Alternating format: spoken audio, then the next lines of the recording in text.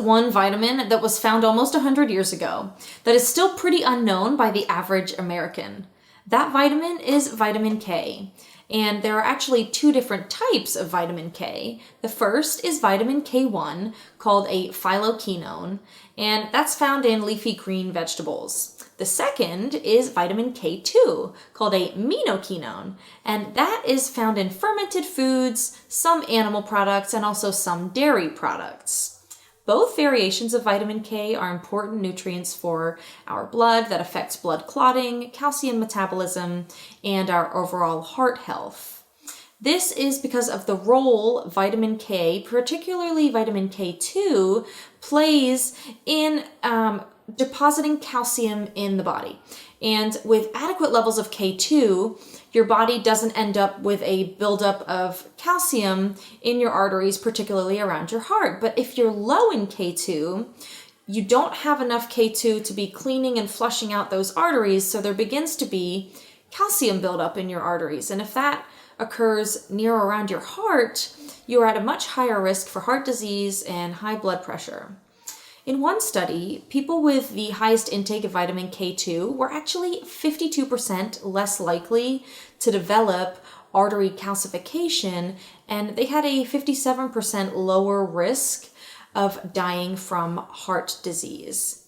That is significant data to support the need for vitamin K2 in our diets.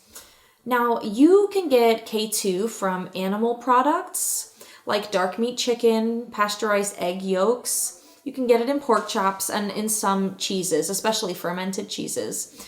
It can also be found in more uncommon things like eel, beef liver, and also fermented foods like sauerkraut. But as you can see, these aren't things that we're going to be eating every day, or at least, we shouldn't be eating pork chops and dark meat chicken every day. So it might be hard to get adequate amounts of K2 in our diet alone. Taking medications like antibiotics can also lower your K2 levels significantly. So it's quite likely that many of us are actually low in vitamin K2.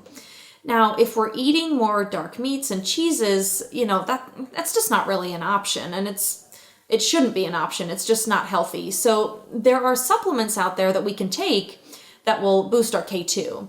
So you may see two different types of K2 supplements when you're out looking for them. You'll see MK4 and MK7. The main difference is basically where they're sourced from. And there are limited studies out there between the two to make a distinguishable choice as to which one is better. So you may want to try one and then the other and see if you notice a difference, see if you feel like one is better for you than others. Also, just looking at the ingredients list to make sure that you don't have any intolerances to the ingredients in there. It's always a good idea, and maybe one would work better for your specific diet and your specific needs versus the other.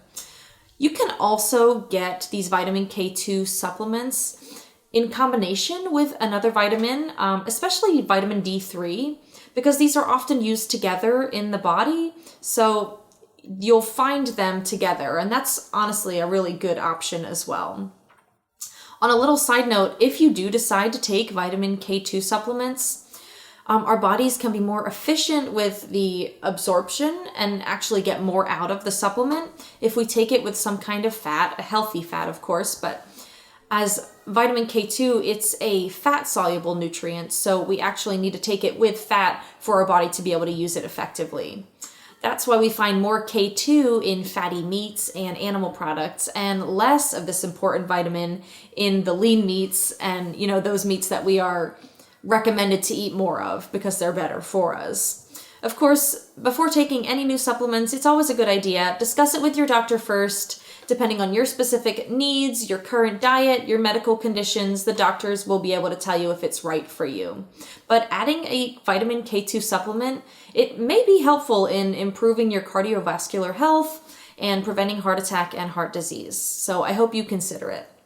I also hope that you enjoyed this video on this, relatively unknown vitamin that has massive health benefits for our cardiovascular system.